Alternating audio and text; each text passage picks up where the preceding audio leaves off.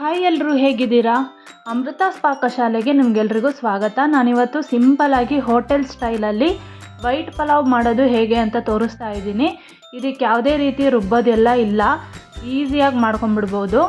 ಬೇಕಾಗಿರೋ ಇಂಗ್ರೀಡಿಯೆಂಟ್ಸು ಶುಂಠಿ ಬೆಳ್ಳುಳ್ಳಿ ಜಜ್ಜಿ ಇಟ್ಕೊಂಡಿದ್ದೀನಿ ಸಪ್ರೇಟಾಗಿ, ಹಾಗೆ ಮೆಣಸಿನ್ಕಾಯಿ ಉದ್ದುದ್ದ ಹೆಚ್ಕೊಂಡಿದ್ದೀನಿ.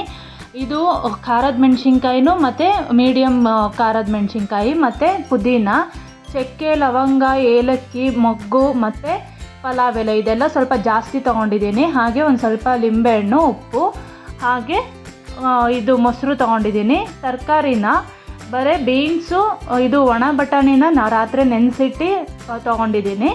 ಹಾಗೆ ಕ್ಯಾಪ್ಸಿಕಮ್ಮು 3 ಮಾತ್ರ ತೊಗೊಂಡಿದ್ದೀನಿ. ನಾನು ಕ್ಯಾರೆಟ್ ಯೂಸ್ ಮಾಡ್ತಿಲ್ಲ, ಯಾಕಂದರೆ ಇಲ್ಲಿ ವೈಟಾಗಿ ಬರಬೇಕಲ್ವ ಪಲಾವು, ಅದಕ್ಕೋಸ್ಕರ. ಹಾಗೆ ಅದ್ರ ಜೊತೆಗೆ ಬುಲೆಟ್ ರೈಸು 1.5 ಗ್ಲಾಸಷ್ಟು ತೊಗೊಂಡಿದ್ದೀನಿ, ನೆನೆಸಿಟ್ಕೊಂಡಿದ್ದೀನಿ. ಇವಾಗ ಒಂದು ಪಾತ್ರೆಗೆ ಎಣ್ಣೆ ಹಾಕ್ಬಿಟ್ಟು ಪಲಾವ್ ಸ್ಪೈಸಸನ್ನು ಹಾಕ್ಕೊಳ್ಳೋಣ. ಸ್ವಲ್ಪ ಜಾಸ್ತಿ ಯೂಸ್ ಮಾಡಿದ್ದೀನಿ ನಾನು ಇದಕ್ಕೆ, ಯಾವುದೇ ರೀತಿ ರುಬ್ಬೋದಿಲ್ಲ ಅಲ್ವಾ ಇದರಲ್ಲಿ, ಅದಕ್ಕೋಸ್ಕರ ಆ ಸ್ಪೈಸಸನ್ನು ಜಾಸ್ತಿ ಹಾಕ್ಕೊಂಡ್ರೆ ಅನ್ನದಲ್ಲಿ ಚೆನ್ನಾಗಿ ಫ್ಲೇವರ್ ಮಿಕ್ಸ್ ಆಗುತ್ತೆ. ಅದಕ್ಕೋಸ್ಕರ ನಾನು ಅದನ್ನು ತೊಗೊಂಡಿದ್ದೀನಿ ಜಾಸ್ತಿನೇ. ನೀವು ಬೇಕಾದ್ರೆ ಮರಾಠಿ ಮೊಗ್ಗು ಇನ್ನೂ ಯೂಸ್ ಮಾಡ್ಕೋಬೋದು. ನಾನಿಲ್ಲಿ ಅದನ್ನು ಫ್ರೈ ಮಾಡ್ಕೊಂಡಿದ್ದೀನಿ. ಇವಾಗ ಈರುಳ್ಳಿ, ಉದ್ದುದ್ದ ಹೆಚ್ಚಿರೋ ಈರುಳ್ಳಿನ ಹಾಕ್ಕೊತಾ ಇದ್ದೀನಿ. ಅದು ಅಷ್ಟೇ ಚೆನ್ನಾಗಿ ಫ್ರೈ ಆದಮೇಲೆ ಈ ಕ್ರಷ್ ಮಾಡಿರೋ ಬೆಳ್ಳುಳ್ಳಿ ಮತ್ತು ಶುಂಠಿ 2 ಕ್ರಷ್ ಮಾಡಿ ಇಟ್ಕೊಂಡಿದ್ದೀನಿ. ಸಮ ಪ್ರಮಾಣ ತೊಗೊಂಡಿದ್ದೀನಿ. ಶುಂಠಿನೂ ಅಷ್ಟೇ 1 ಗೆಡ್ಡೆ ಬೆಳ್ಳುಳ್ಳಿ, 1 ಇಂಚು ಶುಂಠಿ ಆಗೋಷ್ಟು ತೊಗೊಂಡಿದ್ದೀನಿ. ಶುಂಠಿ ಫ್ಲೇವರ್ ಚೆನ್ನಾಗಿ ಬಿಟ್ಕೊಳ್ಳುತ್ತೆ ರೈಸಲ್ಲಿ, ಒಳ್ಳೆ ಫ್ಲೇವರ್ ಬರುತ್ತೆ ಸಮ ಪ್ರಮಾಣ ಹಾಕೋದ್ರಿಂದ, ಅದಕ್ಕೋಸ್ಕರ. ಹಾಗೆ ಅದ್ರ ಜೊತೆಗೆ ಉದ್ದುದ್ದ ಹೆಚ್ಚಿರೋ ಮೆಣಸಿನ್ಕಾಯಿ ಹಾಕ್ಕೊತಾ ಇದ್ದೀನಿ. ಮೆಣಸಿನ್ಕಾಯಿನೂ ಅಷ್ಟೇ ನಾನು ರುಬ್ಬಿಲ್ಲ, ಹಾಗೆ ಹೆಚ್ಕೊಂಡು ಹಾಕ್ಕೊತಾ ಇದ್ದೀನಿ. ಸ್ವಲ್ಪ ಜಾಸ್ತಿ ಹಾಕ್ಕೊಂಡಿದ್ದೀನಿ. ಹಾಗೆ ಪುದೀನ ಸೊಪ್ಪು ಅಷ್ಟೇ, ಅದು ಫ್ಲೇವರ್ ಚೆನ್ನಾಗಿ ಬರುತ್ತೆ.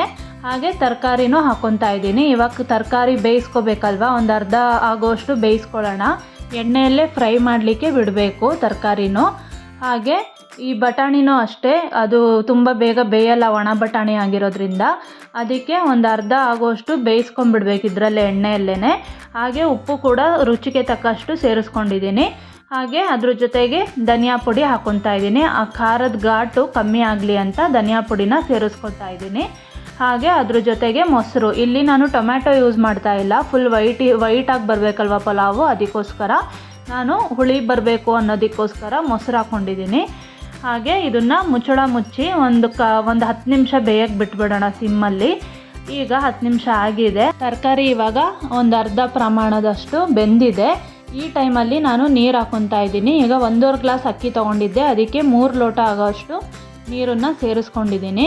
ನೀರನ್ನು ಸೇರಿಸಿದ್ಮೇಲೆ ಈ ಕಸೂರಿ ಮೇಥಿನ ಯೂಸ್ ಮಾಡ್ತಾ ಇದ್ದೀನಿ. ಅದು ಹಾಕೋದ್ರಿಂದ ಒಳ್ಳೆ ಘಮ ಬರುತ್ತೆ ಮತ್ತು ಫ್ಲೇವರ್ ಬರುತ್ತೆ, ತುಂಬ ಚೆನ್ನಾಗಿರುತ್ತೆ.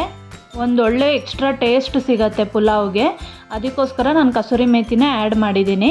ಹಾಗೆ ಇವಾಗ ಕುದೀತಾ ಇದೆ. ಈ ನೀರನ್ನು ಕುದಿಯೋ ಟೈಮಲ್ಲಿ ಅಕ್ಕಿನ ಸೇರಿಸ್ಕೋಬೇಕಾಗತ್ತೆ. ನಾನಿಲ್ಲಿ ಒಂದು 20 ನಿಮಿಷ ಕಾಲ ಅಕ್ಕಿನ ನೆನೆ ಹಾಕಿಟ್ಟಿದ್ದೆ. ನಾನು ಬುಲೆಟ್ ರೈಸನ್ನು ಯೂಸ್ ಮಾಡಿದ್ದೀನಿ. ನೀವು ಬೇಕಂದರೆ ಮಾಮೂಲಿ ಸೋನಾ ಮಸೂರಿ ಅಕ್ಕಿನೂ ಬೇಕಾದರೆ ಯೂಸ್ ಮಾಡ್ಕೊಬೋದು. ನಾನಿವಾಗ ಸಮ ಪ್ರಮಾಣದಲ್ಲಿ ಅದನ್ನು ಹಾಕಿದ್ದೀನಿ, ಅಂದರೆ ಡಬ್ಬಲ್ಲು 1.5 ಗ್ಲಾಸಿಗೆ 3 ಲೋಟ ನೀರಷ್ಟು ಹಾಕ್ಬಿಟ್ಟು ಕುದಿಯೋಕ್ಕೆ ಬಿಟ್ಬಿಡೋಣ. ಇವಾಗ ಕುದಿಯೋ ಟೈಮಲ್ಲಿ ಈಗ ನೋಡಿ ಸ್ವಲ್ಪ ನೀರು ಕಮ್ಮಿ ಆಗಿದೆ. ಈ ಕುದಿಯೋ ಟೈಮಲ್ಲಿ ಲೆಮನ್ ಅಂದರೆ ಲಿಂಬೆಹಣ್ಣನ್ನು ಸೇರಿಸ್ಕೊತಾ ಇದ್ದೀನಿ.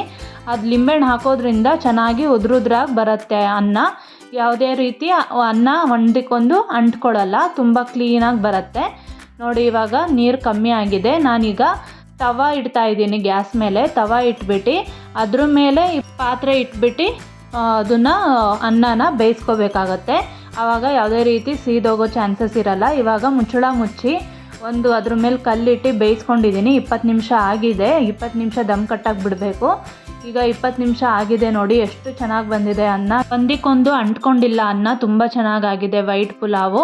ಬ್ಯಾಚುಲರ್ಸಿಗಂತೂ ಹೇಳಿ ಮಾಡಿಸಿದ ರೆಸಿಪಿ ಇದು, ಯಾವುದೇ ರೀತಿ ರುಬ್ಬೋ ಅವಶ್ಯಕತೆ ಇರಲ್ಲ, ಜಜ್ಜಿ ಹಾಕಿರೋದು ಶುಂಠಿ ಬೆಳ್ಳುಳ್ಳಿ. ಹಾಗೆ ಇದ್ರ ಜೊತೆಗೆ ಮೊಸರು ಚಟ್ನಿ ಇಲ್ಲ ಅಂದರೆ ಕಾಯಿ ಚಟ್ನಿ ಕೂಡ ಯೂಸ್ ಮಾಡ್ಕೋಬೋದು. ನೋಡಿದ್ರಲ್ಲ ಫ್ರೆಂಡ್ಸ್, ಎಷ್ಟು ಈಸಿಯಾಗಿ ಮಾಡ್ಬೋದಲ್ವಾ. ನೀವು ನಿಮ್ಮ ಮನೇಲಿ ಮಾಡಿಬಿಟ್ಟು ಹೇಗಿತ್ತು ಅಂತ ಕಮೆಂಟ್ ಮಾಡಿ. ಹಾಗೆ ನಮ್ಮ ಚಾನಲ್ ಸಬ್ಸ್ಕ್ರೈಬ್ ಮಾಡ್ಕೊಳ್ಳಿ. ಮತ್ತೆ ಮುಂದಿನ ವಿಡಿಯೋದೊಂದಿಗೆ ಸಿಗ್ತೀನಿ. ನಮಸ್ಕಾರ.